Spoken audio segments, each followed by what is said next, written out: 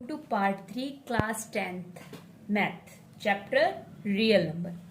तो आगे देखते हैं बुक में revisiting irrational number. Irrational number के बारे में थोड़ा और जानते हैं। पहले क्या जानते हैं इरेशनल नंबर के बारे में? हम इरेशनल नंबर वो नंबर होते हैं जिनको हम P अपॉन क्यू की फॉर्म में नहीं लिख सकते। P अपॉन क्यू की फॉर्म में नहीं लिख सकते तो क्या √2 एक इरेशनल नंबर है? बिल्कुल है। लेकिन √2 अपॉन 1 तो लिख सकते हैं, ये P अपॉन क्यू हो गया? नहीं, बिल्कुल नहीं। Rational number P upon Q की फॉर्म में होते हैं जहां पे P और Q मेरे पास क्या होते हैं? दोनों इंटीजर्स। क्या √2 मेरे पास एक इंटीजर है? जी नहीं, √2 मेरे पास इंटीजर नहीं है। ठीक है, तो ये कह रहा है कि 9th क्लास में हम पढ़ चुके हैं रैशनल नंबर और इरेशनल नंबर दोनों मिलके मेरे पास रियल नंबर बनाते हैं। ठीक है, यहाँ हम इतना देखेंगे कि जो √P है वो मेरे पास एक इरेशनल नंबर है। √P जहाँ पे P मेरे पास एक प्राइम नंबर है। यदि ये बात मेंशन नहीं करेंगे ना कि P एक प्राइम नंबर है तो √P के अंदर तो √4 आ जाएगा, √4 2 हो जाएगा। 2 इरेशनल नंबर है? जी नहीं, 2 इरेशनल नंबर नहीं है। 2 तो एक रैशनल नंबर है। ठीक है, तो √P जहां पे P मेरे पास क्या है? एक प्राइम नंबर है। ठीक है, तो वो ही बात बोल रखी है, जो P अपॉन क्यू की फॉर्म में नहीं होते वो इरेशनल नंबर होते हैं। एग्जाम्पल √2, √3, √15, पाई एक्सेट्रा। ठीक है, पहले प्रूव करने से पहले कि √2 एक इरेशनल नंबर है, ये इंपॉर्टेंट थ्योरम देख लेते हैं। ये थ्योरम इंपॉर्टेंट है, इसको ध्यान से देख लेते हैं। क्या कह रही है ये थ्योरम? कि P कोई भी एक प्राइम नंबर है। यदि P मेरे पास डिवाइड कर रहा है a² को, then P divide a, where A मेरे पास क्या है? एक पॉजिटिव इंटीजर है। क्या समझे? कुछ नहीं समझे? नहीं समझे, कोई बात नहीं। इधर देखो, P प्राइम नंबर है। कह रहा है यदि P मेरे पास a² को डिवाइड करता है ना तो P मेरे पास a को भी डिवाइड करेगा। अब ये a क्या है, P क्या है? तो P तो प्राइम नंबर है, a क्या है? पॉजिटिव इंटीजर है। ठीक है, थोड़ा देखते हैं इसके बारे में। मान लेते हैं P let the prime factorisation of a का प्राइम फैक्टराइजेशन कर दिया। a मेरे पास क्या है? कोई भी पॉजिटिव इंटीजर है। पॉजिटिव इंटीजर का प्राइम फैक्टराइजेशन कर सकते हैं? बिल्कुल कर सकते हैं, कोई भी ले लो। ठीक है, 4 ले लो, 2 इंटू 2। ठीक है, प्राइम नंबर है 2। 3 ले लो, 3 को 3 इंटू 1। 1 तो प्राइम नंबर नहीं है, 3 तो अपने आप में ही एक प्राइम नंबर है। तो इस टाइप से बोल रखा है। ए मेरे पास क्या है? इसको डिस्टिंक्ट प्राइम की फॉर्म में, प्रोडक्ट की फॉर्म में लिख दिया, जहां पे P1, P2 up to Pn ये सारे मेरे पास क्या है? प्राइम है। और नॉट नेसेसरली डिस्टिंक्ट, ये जरूरी नहीं है कि सारे अलग अलग हो। ठीक है, ऐसा जरूरी नहीं है कि एक 2 है तो 3 होगा, फिर अगला 5 होगा, इस टाइप से होगा। ठीक है, ये चीज जरूरी नहीं है। ये 2 है तो हो सकता है ये भी 2 हो सकता है ये भी 2 हो, इस टाइप से। अब क्या कह रहा है? फंडामेंटल थ्योरम के अकॉर्डिंग यदि P मेरे पास किसको डिवाइड कर रहा है? a² को डिवाइड कर रहा है। इसका मतलब क्या हुआ? P is one of the prime of the a²। में से P कोई एक प्राइम होगा। ठीक है, however using the uniqueness part of the fundamental theorem of arithmetic, हम क्या देखते हैं कि जो प्राइम फैक्टर है a² के, वो मेरे पास क्या हो जाएंगे? P1, P2 up to Pn। So P जो है एक समझने की कोशिश करो, एग्जाम्पल से समझने की कोशिश करो। P कोई भी प्राइम नंबर है, P की वैल्यू मैंने ले ली 5, A की वैल्यू भी मैंने ले ली 5। क्या समझे कि 5 डिवाइड कर रहा है 25 को? हो सकता है कितने पे हो जाएगा? 5 पे हो जाएगा। तो क्या मैं 25 को ऐसे लिख सकती हूँ? 5 इंटू 5। ठीक है, तो वो ही बात बोल रहा है, P मेरे पास एक प्राइम होगा a² में से P मेरे पास एक प्राइम होगा। ये P है, ये मेरे पास क्या हो गया? a² हो गया। ठीक है, तो P मेरे पास इनमें से ही कोई होगा। ये सारे P1, P2 अप टू इस टाइप से होंगे, लेकिन ये ठीक है, तो इनमें से ही मेरे पास क्या है? ये एक P है। We are now ready to give the proof of √2 irrational. अब ये देने के लिए हम तैयार है कि जो √2 है वो मेरे पास क्या हो जाएगा? एक इरेशनल नंबर। ये थ्योरम ध्यान में रखना कि यदि P मेरे पास a² को डिवाइड करता है तो P मेरे पास किसको डिवाइड करेगा? A को भी डिवाइड करेगा। ठीक है, तो अब देख लेते हैं। इतना तो हमें पता है कि √2 इरेशनल नंबर है, थोड़ा आइडिया लगा सकते हैं क्यों इरेशनल नंबर है? पी अपॉन क्यू की फॉर्म में नहीं लिखा जा रहा, और ये जो √2 है ये मेरे पास एक इंटीजर भी नहीं है। लेकिन एक्चुअल में क्या है तो उस बारे में थोड़ा जान लेते हैं कि √2 मेरे पास इरेशनल नंबर क्यों है। मान लेते हैं कि √2 मेरे पास जो है एक रैशनल नंबर है। रैशनल नंबर है तो पी अपॉन क्यू की फॉर्म में लिखा जाएगा। तो यहाँ पे दो इंटीजर मान लिए मैंने आर और एस, जहाँ पे एस मेरे पास नॉट इक्वल टू 0 है। रैशनल नंबर है तो इस फॉर्म में लिखा जाएगा, बिल्कुल लिखा जाएगा। सपोज कर लेते हैं कि जो आर और एस है वो मेरे पास कॉमन फैक्टर रखते हैं अदर देन 1, एक के अलावा भी इनके पास कुछ कॉमन फैक्टर है। Then we divide by the common factor to get √2 is equals to a into b, जहाँ पे a और b मेरे पास कोप्राइम है। कोप्राइम है मतलब a और b के बीच सिर्फ 1 के अलावा कुछ भी और कॉमन नहीं है। ठीक है, a और b की GCD 1 है। GCD 1 है मतलब इनका ग्रेटेस्ट कॉमन डिवाइजर, ठीक है, जो इनको डिवाइड कर सकता है इन दोनों को, वो मेरे पास क्या है? 1 है। तो b √2 क्या लिख सकती हूँ? a लिख सकती हूँ, बिल्कुल। दोनों साइड स्क्वायर किया, स्क्वायर करने के बाद ये आ गया। यहां से मैं क्या समझ सकती हूँ कि 2 किसको डिवाइड कर रहा है? a स्क्वायर को। 2 किसको डिवाइड कर रहा है? a स्क्वायर को। ठीक है, अब उस थ्योरम के अकॉर्डिंग जो अभी लास्ट पढ़ी है, उस थ्योरम के अकॉर्डिंग क्या मैं ये कह सकती हूँ कि 2a को डिवाइड कर रहा है? यही तो कह रही थी कि p डिवाइड करता है a स्क्वायर को, तो p मेरे पास a को डिवाइड करेगा। यही तो वो थ्योरम बोलती है। तो उसके अकॉर्डिंग मैं बोल सकती हूँ कि 2 डिवाइड कर रहा है a स्क्वायर को, तो 2 किसको डिवाइड करेगा? a को डिवाइड करेगा। इसलिए मैं क्या लिख सकती हूँ? a equal to 2 into c for some integer c। क्या ये लिख सकती हूँ मैं? बिल्कुल लिख सकती हूँ, क्योंकि यदि इसको डिवाइड कर रहा है तो 2 इंटू सी की फॉर्म में मैं इसको लिख सकती हूँ। एग्जाम्पल से देखो, 2 डिवाइड कर रहा है 4 को, तो क्या मैं ऐसे लिख सकती हूँ? 4 इक्वल्स टू 2 इंटू 2। यहाँ पे 2 मेरे पास c है, ये मेरे पास a है। ठीक है, 2 डिवाइड 4, तो क्या मैं ऐसे लिख सकती हूँ? a इक्वल्स टू 2 इंटू सी। तो वो ही चीज यहाँ लिख रखी है। एग्जाम्पल से देख लिया करो, इजी लगेगा। ठीक है, फिर सब्सटीट्यूट करना है a की जगह। a की ये वाली वैल्यू कहाँ सब्सटीट्यूट करनी है? यहाँ सब्सटीट्यूट करनी है। कर सकते हैं। ठीक है, a क्या है? 2c। 2c का स्क्वायर मेरे पास क्या हो जाएगा? 4c square. 2b square equal to 4c square. That is क्या लिख सकती हूँ? b square equal to 2c square लिख सकती हूँ। बिल्कुल लिख सकती हूँ। दोनों साइड से 2 मैंने कैंसिल कर दिया, तो इसके पास 4 था, तो इसके पास 2 बचा। इसका मतलब क्या हुआ? ये देखो और फिर ये देखो। इसके अकॉर्डिंग यदि मैंने ये बोल दिया कि 2 डिवाइड कर रहा है a स्क्वायर को, तो इसके अकॉर्डिंग ये बोल सकती हूँ कि 2 डिवाइड कर रहा है b स्क्वायर को। बिल्कुल बोल सकती हूँ। थ्योरम लगाई फिर से, तो यदि 2 b स्क्वायर को डिवाइड कर रहा है तो 2 b को भी डिवाइड कर रहा है। हाँ, यही हो गई ना गड़बड़। क्या गड़बड़ हो गई? मैंने क्या बोला था? कोप्राइम है। कोप्राइम है मतलब दोनों के बीच में जो इसका ग्रेटेस्ट कॉमन डिवाइजर होगा वो सिर्फ मेरे पास 1 होगा। लेकिन इसके पास भी 2 आ गया, a के पास भी 2 आ गया, इन दोनों के पास 2 आ गया। 2 आ गया तो 2 से दोनों डिवाइड हो जाएंगे। बिल्कुल दोनों डिवाइड हो जाएंगे। तो इनका ग्रेटेस्ट कॉमन डिवाइजर क्या हो गया? यहाँ तो 2 हो गया। तो ये तो कॉन्ट्राडिक्शन आ गई। कॉन्ट्राडिक्शन आ गई तो √2 मेरे पास क्या हो जाएगा? Irrational number. √2 रैशनल नंबर नहीं होगा। √2 मेरे पास क्या हो जाएगा? Irrational number. सेम इसी टाइप से √3 को इरेशनल नंबर मानेंगे। क्या स्टेप है? जल्दी से रिवाइज कर लेते हैं। सबसे पहले इसको रैशनल की फॉर्म में लिखेंगे, रैशनल नंबर मान लेंगे।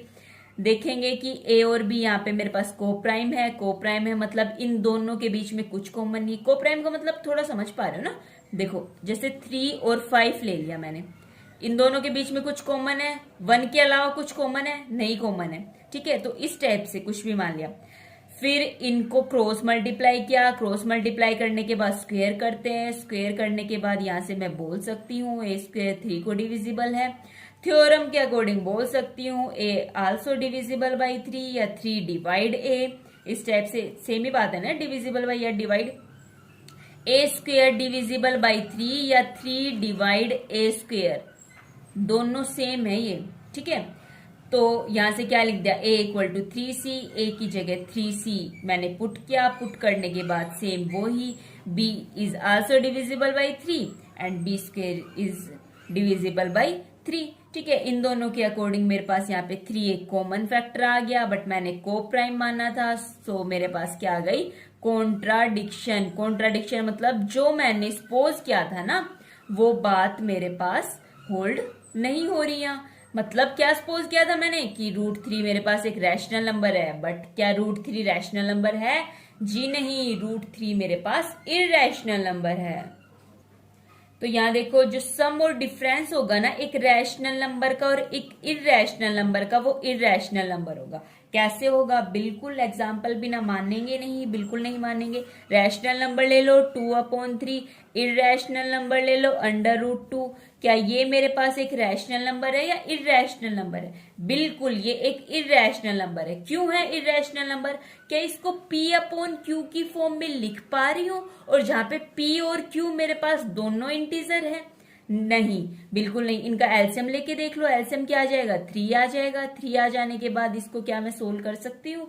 बिल्कुल कर सकती हूँ। ये P/Q की फॉर्म में तो आ गया, लेकिन क्या यहाँ पे ये जो P है ये मेरे पास इंटीजर है? जी नहीं, ये इंटीजर नहीं है। इंटीजर नहीं है तो ये मेरे पास कैसा नंबर हो जाएगा, इरैशनल नंबर हो जाएगा। फिर क्या है, the product and the quotient of the non zero rational number and irrational number, again A irrational number.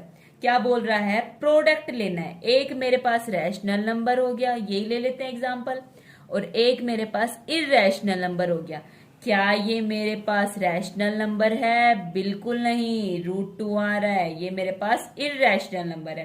ठीक है, इनको डिवाइड करके देख लेते हैं। बिल्कुल ये रैशनल नंबर है, इसको इरैशनल नंबर से डिवाइड किया। क्या अब ये जो Q है वो मेरे पास इंटीजर है? नहीं है। इंटीजर नहीं है तो ये मेरे पास क्या हो जाएगा, एक इरैशनल नंबर हो जाएगा। तो प्रोडक्ट और क्वोशिएंट होता है एक रैशनल और एक इरैशनल नंबर का, वो मेरे पास इरैशनल नंबर होता है। ठीक है, वेरी गुड। अब एग्जाम्पल देख लेते हैं। एग्जाम्पल कह रहा है शो करके दिखाओ 5 माइनस √3, ये मेरे पास एक इरैशनल नंबर है। ठीक है, तो सेम वो ही प्रोसेस करेंगे। क्या करेंगे, सबसे पहले इसको क्या कंसीडर करेंगे कि एक रैशनल नंबर है। रैशनल नंबर कंसीडर करेंगे तो ए और बी को प्राइम। को प्राइम क्या होते हैं आप अच्छे से जानते हैं, GCD मतलब ग्रेटेस्ट कॉमन डिवाइजर। उन दोनों के बीच में क्या कॉमन हो, ओनली 1 के अलावा कुछ और कॉमन नहीं हो। ठीक है, तो इसको एक रैशनल नंबर माना। रैशनल नंबर को मैं P/Q की फॉर्म में लिख सकती हूँ, जहां पे Q नॉट इक्वल टू 0। तो यहाँ पे P और Q मेरे पास क्या है, A और B है।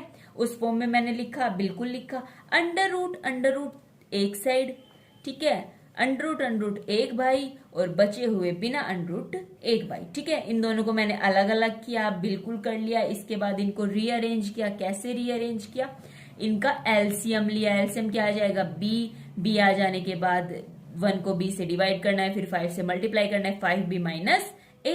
ठीक है, अब a और b यहाँ पे मेरे पास इंटीजर है, वी गेट 5 माइनस a/b। ये मेरे पास क्या है, एक रैशनल नंबर है। एंड सो √3 ये मेरे पास रैशनल नंबर आ गया। समझे? नहीं समझे, कोई बात नहीं। इधर देखो 5b माइनस a/b, क्या ये मेरे पास रैशनल नंबर है? चलो कोई बात नहीं, नहीं मानना तो ए और बी कुछ भी कंसीडर, ऐसे कुछ भी कंसीडर कर लो जो को प्राइम हो। ठीक है, ए और बी ऐसे ही तो कंसीडर। अब ये मत बोल देना ए की वैल्यू तो √2 ले सकते हैं। नहीं ले सकते भाई, क्यों नहीं ले सकते? ए और बी तो मैंने रैशनल की फॉर्म में लिए है ना। ए और बी तो रैशनल की फॉर्म में, तो ए और बी बिल्कुल इंटीजर ही होंगे कुछ ना कुछ। ठीक है, ऐसे इंटीजर होंगे। बी तो 0 नहीं ले सकती। क्यों नहीं ले सकती? रैशनल नंबर की कंडीशन के अकॉर्डिंग बी को 0 नहीं ले सकती। ठीक है, तो ए और बी कुछ भी लेके देख लो। ठीक है, बी ज्यादा बड़ा क्यों लें, बी को 1 ही ले रहे हैं। ए को क्या लें, ए को 2 ले लेते हैं। ठीक है, बी 1 है, ए 2 है। इसकी जगह ये मैंने ये वैल्यू पुट की, b equals to 1 and a is equals to 2। ठीक है, देन इसको सोल्व करो। 5 माइनस 2/1, 5 माइनस 2 क्या हो जाएगा, 3, 3/1 इक्वल्स टू 3। ठीक है, ये मेरे पास क्या आ गया, 3 आ गया। क्या 3 एक रैशनल नंबर है? बिल्कुल है। तो उसके अकॉर्डिंग मैंने क्या बोल दिया, ये मेरे पास एक रैशनल नंबर है। और ये किसके इक्वल आ गया, √3। बट पीछे ही तो अभी तो प्रूव किया है कि √3 मेरे पास एक इरैशनल नंबर है, बट इसके अकॉर्डिंग तो ये रैशनल हो गया। तो तो कॉन्ट्राडिक्शन आ गई, कॉन्ट्राडिक्शन आ गई तो √3 भी, क्योंकि क्यों आई है कॉन्ट्राडिक्शन, क्यों √3 एक इरेशनल नंबर है, इसलिए 5 माइनस √3 भी मेरे पास एक इरेशनल नंबर हो जाएगा, रैशनल नंबर नहीं होगा। ठीक है, इसमें शो करके दिखाना था ये, या फिर इसका भी एग्जाम्पल हो सकता है, बोल रहे हैं ना कि सम या फिर डिफरेंस हो या फिर सम हो एक रैशनल नंबर का और एक इरेशनल नंबर का, क्या होगा, इरेशनल नंबर होगा। ठीक है, वेरी गुड। अब देख लेते हैं 3√2 इज इरेशनल, शो करके दिखाना है कि 3√2 इरेशनल है। जब भी इरेशनल शो करके दिखाना है हम उसको कॉन्ट्राडिक्शन से ही शो करके दिखाएंगे। ठीक है, सबसे पहले क्या कंसीडर कर लेते हैं कि ये मेरे पास एक रैशनल नंबर है। ओके, रैशनल नंबर है तो क्या मैं इसको P/Q की फॉर्म में लिख सकती हूँ? बिल्कुल लिख सकती हूँ, जहाँ पे P और Q हम क्या मान रहे हैं, A और B मान रहे हैं, A और B मान रहे हैं, कैसे होने चाहिए, को प्राइम होने चाहिए, को प्राइम होने चाहिए, इसकी फॉर्म में लिखा मैंने। फिर उसके बाद क्या किया, A और B इंटीजर है, A/3√B ये मेरे पास एक रैशनल नंबर होगा, इसलिए √2 रैशनल नंबर हो जाएगा। बट हम जानते हैं √2 तो मेरे पास इरेशनल नंबर होता है। यदि √2 इरेशनल नंबर होता है तो क्या एक रैशनल नंबर और एक इरेशनल नंबर इक्वल हो सकते हैं? जी नहीं, बिल्कुल नहीं, रैशनल नंबर और इरेशनल नंबर इक्वल नहीं हो सकते। ठीक है, तो यहाँ पे मेरे पास क्या हो जाएगा, 3√2 भी मेरे पास एक इरेशनल नंबर हो जाएगा। वेरी वेरी गुड, हम लास्ट पेज पे पहुंच गए हैं। 3√2 इरेशनल नंबर हो गया, बिल्कुल हो गया। अब शो करके दिखाना है √5 को एक इरेशनल नंबर शो करके दिखाना है, बिल्कुल करके दिखाएंगे। क्या करते हैं, सबसे पहले प्रोसेस इसको A और B की फॉर्म में मानते हैं, मतलब √5 को रैशनल नंबर मानते हैं, रैशनल नंबर कंसिडर करते हैं।